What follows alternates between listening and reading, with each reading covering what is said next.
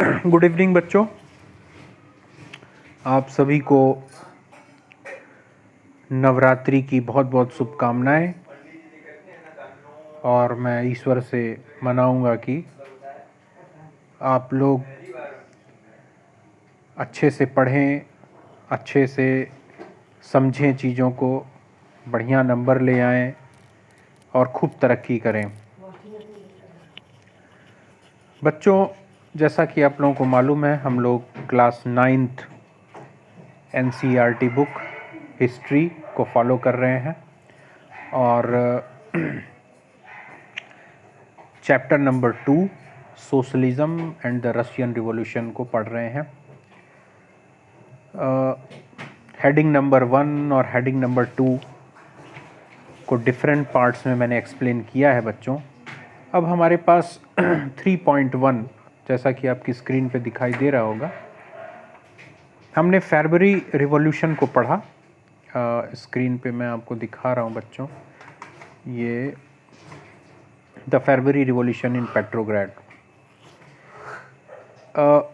इसको हम लोगों ने समझा था प्रीवियस वीडियो में। बच्चों, अब किस तरह से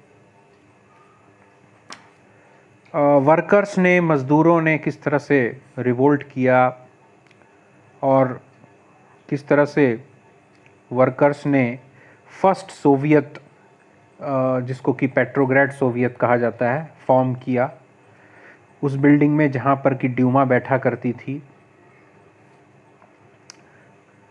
और उसके बाद फरवरी 1917 के बाद क्या हुआ रूस में, इसको हम लोग पढ़ते हैं। 3.1 आफ्टर फरवरी।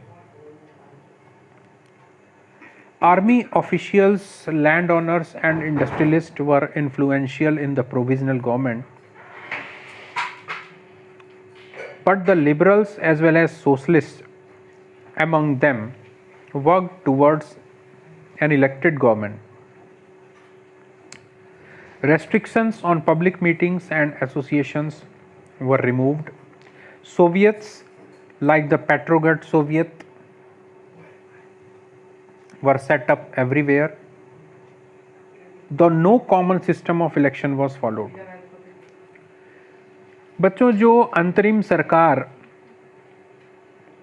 जो काम चलाऊ सरकार बनी, जिसको कि प्रोविजनल गवर्नमेंट उस समय कहा गया, उसमें सेना के अधिकारी, जमींदार, प्रॉपर्टी वाले, उद्योगपति, ये लोग काफ़ी प्रभावशाली थे।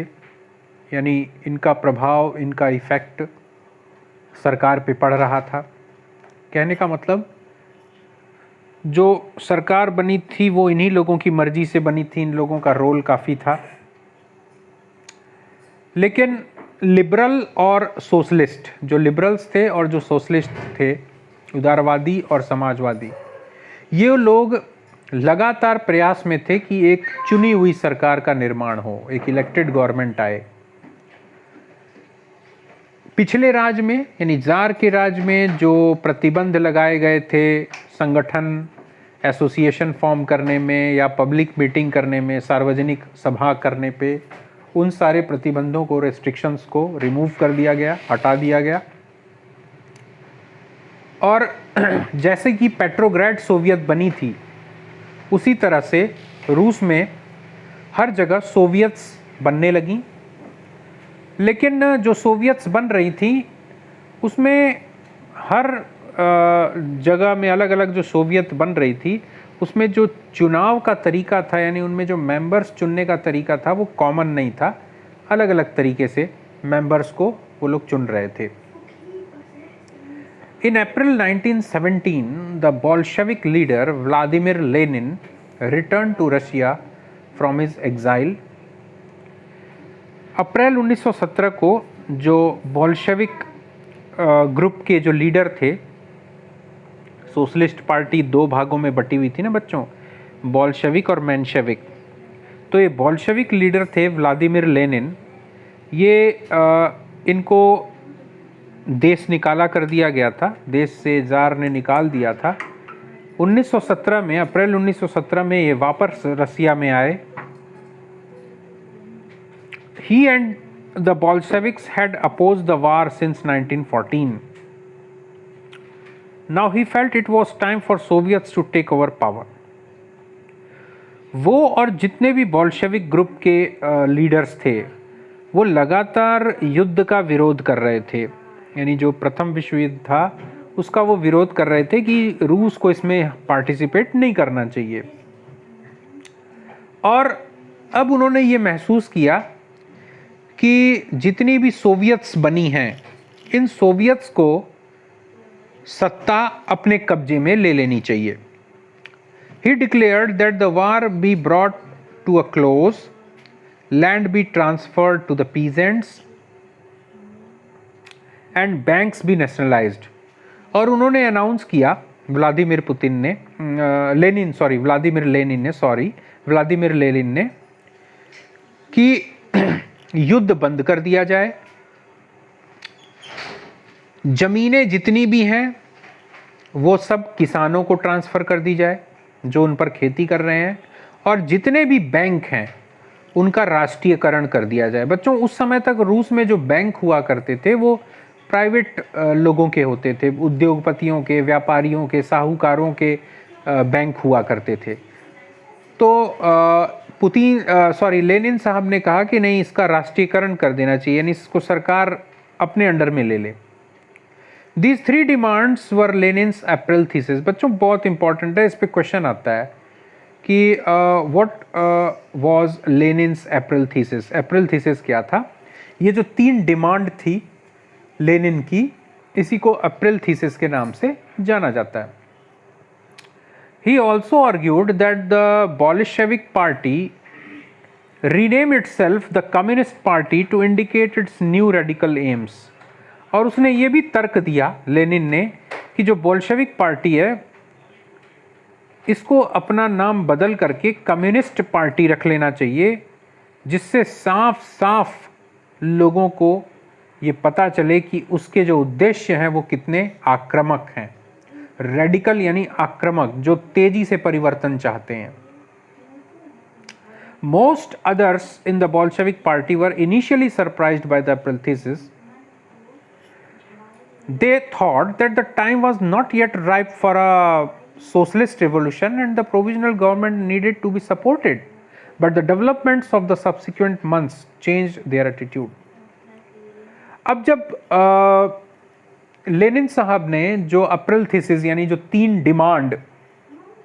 3 मांगें रखी कि युद्ध को बंद कर दिया जाए, है ना, दूसरा जितनी भी ज़मीनें हैं वो किसानों को दे दी जाएं और बैंकों को सरकारी बना दिया जाए. ठीक है, ये जो 3 डिमांड रखी थी अप्रैल थीसिस में, उसमें जो और लीडर्स थे बोल्शेविक पार्टीज में, जो और मेंबर्स और लीडर थे, शुरुआत में उनको आश्चर्य हुआ इस अप्रैल थीसिस, इन तीनों डिमांड को सुन करके. और वे सोचते थे कि they thought that the time was not yet ripe for a socialist revolution, कि अभी समाजवादी क्रांति का अभी उचित समय नहीं है, और हमें चाहिए कि इस काम चलाऊ सरकार को अभी हम सपोर्ट करें कि भाई ये काम चलाऊ सरकार है, अपना सरकार अभी बनी नहीं है, कोई इलेक्टेड गवर्नमेंट अभी आई नहीं है, अभी देश में अस्थिरता है, मतलब पुराने से नए हो रहे हैं, अभी नाजुक दौर है, तो थोड़ा अभी रुक जाना चाहिए, अभी ये समाजवादी क्रांति अभी नहीं करनी चाहिए. ठीक है, ऐसा उन्होंने शुरुआत में सोचा. But the developments of the subsequent month, लेकिन आने वाले कुछ महीनों में जो परिवर्तन हुए, उन परिवर्तनों ने इन नेताओं के दिमाग को भी, इनके सोच को भी, इनके एटीट्यूड को भी बदल दिया. क्या हुआ? Through the summer the workers movement spread in industrial areas. Factory committees were formed which began questioning the way industrialists ran their factories. पूरे गर्मी भर 1917 की पूरी गर्मी भर जो मजदूरों का, फैक्ट्री में काम करने वाले जो मजदूर श्रमिक जो थे, उनका आंदोलन बहुत तेजी से फैला. औद्योगिक क्षेत्र में जहाँ उद्योग वगैरह थे, फैक्ट्री वगैरह थे, वहाँ पर मजदूरों ने फैक्ट्री कमेटियां बनाई और इन लोगों ने अपने मालिकों से यानी उद्योगपतियों से यानी इंडस्ट्रियलिस्ट जो इंडस्ट्रीज़ के मालिक थे उनसे प्रश्न पूछने शुरू कर दिए कि भाई तरह तरह के प्रश्न पूछने शुरू कर दिए कि आप कैसे फैक्ट्री चला रहे हो, है ना, क्या कर रहे हो, क्या है, कितना मुनाफा है, कितने घंटे काम करवाओगे, इस तरह के, मतलब, है ना। ट्रेड यूनियंस ग्रू इन नंबर। ट्रेड यूनियन का मतलब बच्चों मजदूरों का जो यूनियन होती है, मजदूरों की जो यूनियन होती है उसको ट्रेड यूनियन कहते हैं। तो बहुत सारी मजदूरों की यूनियन बनने लगी। Soldiers committees were formed in the army. Army यानी सेना में भी सैनिकों की समितियां, संगठन बनने लगे। हालांकि आर्मी में इस तरह की एसोसिएशन या यूनियन की परमिशन नहीं होती है, आर्मी में यूनियनबाजी नहीं चल सकती, लेकिन उस समय वहाँ पर ऐसा हो रहा था। In June about 500 soviets sent representative to an all Russian congress of soviet. जून के महीने में पूरे रसिया भर से लगभग 500 सोवियत ने अपने प्रतिनिधियों को all Russian congress of Soviet यानी पूरे रूस में जितनी भी सोवियत्स हैं उनकी पूरे जो संगठन है जिसको all Russian congress of Soviet कहा गया है, वहाँ अपने प्रतिनिधि भेजे हर सोवियत ने। सोवियत का मतलब काउंसिल, परिषद। एज द प्रोविजनल गवर्नमेंट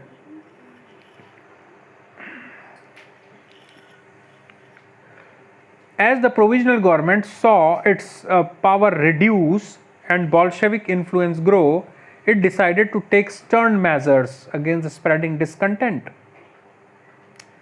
जब इस काम चलाऊ सरकार ने देखा कि उसकी शक्ति तो कम होती जा रही है और जो बोल्शेविक पार्टी है वो ज़्यादा प्रभावशाली हो रही है और बहुत प्रभावी तरीके से बढ़ रही है, तो इस प्रोविजनल गवर्नमेंट ने निश्चय किया कि ये जो डिसकंटेंट है यानी इस पर मतलब ये जो बोल्शेविक लोगों का ये फैल रहा है रायता, ये इसको रोकने के लिए थोड़े कड़े कदम उठाने चाहिए। तो क्या हुआ फिर? It resisted attempts by workers to run factories and began arresting leaders. अब इस प्रोविजनल गवर्नमेंट ने क्या किया? मजदूर जो कदम उठा रहे थे फैक्ट्री चलाने के लिए, मजदूर जो अपने तरीके बता रहे थे उद्योगपतियों को कि नहीं इस तरीके से अब फैक्ट्री चलाओ हमारे तरीके से, इसको इस सरकार ने रोकने की कोशिश की उद्योगपतियों के पक्ष में। और जो मजदूरों के जो यूनियन के जो लीडर जो नेता थे उनको गिरफ्तार करना शुरू कर दिया कि भाई ये नेताओं, इनके नेताओं को पहले अरेस्ट करो, ये नेता नहीं गिरफ्तार हो जाएंगे, जेल में बंद हो जाएंगे तो ये बाकी लोग क्या करेंगे, हमारी बात मानेंगे ही। Popular demonstration staged by the Bolsheviks in July 1917 were sternly repressed. और जो बोल्शेविक पार्टी जुलाई 1917 में जो धरना प्रदर्शन, लोकप्रिय प्रदर्शन जिसमें हजारों लोग, लाखों लोग आते थे, है ना, उसको बहुत ही कड़े तरीके से दबाने की कोशिश की गई। Many Bolshevik leader had to go into hiding और फ्ली। बहुत सारे बोल्शेविक नेता छुप गए, अंडरग्राउंड हो गए, देश से बाहर चले गए, क्योंकि सरकार बहुत कड़े तरीके से उनके आंदोलन को कुचलने की कोशिश कर रही थी। Meanwhile in the country side, peasants and their socialist revolutionary leaders pressed for a redistribution of land.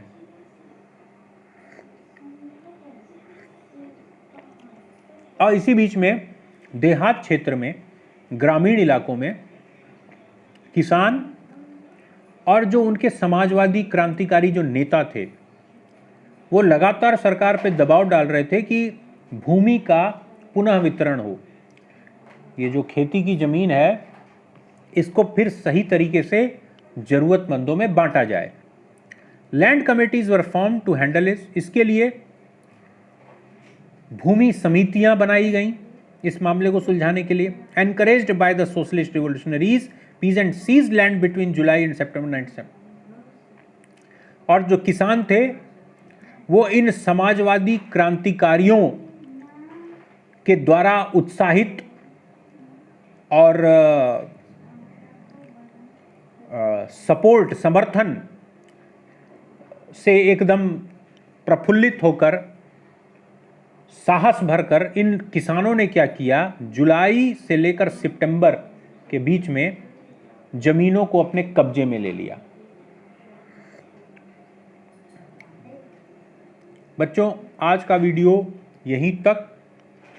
अब हम लोग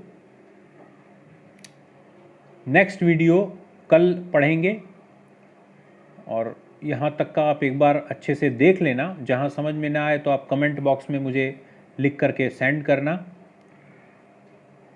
और फिर कल मिलते हैं। आगे के जो आगे हमारा टॉपिक होगा बच्चों, वो ये 3.2 द रिवॉल्यूशन ऑफ अक्टूबर 1917। ये बहुत इंपॉर्टेंट है, इससे रिलेटेड भी एग्ज़ाम में क्वेश्चन आते हैं। Okay, thank you for watching my video.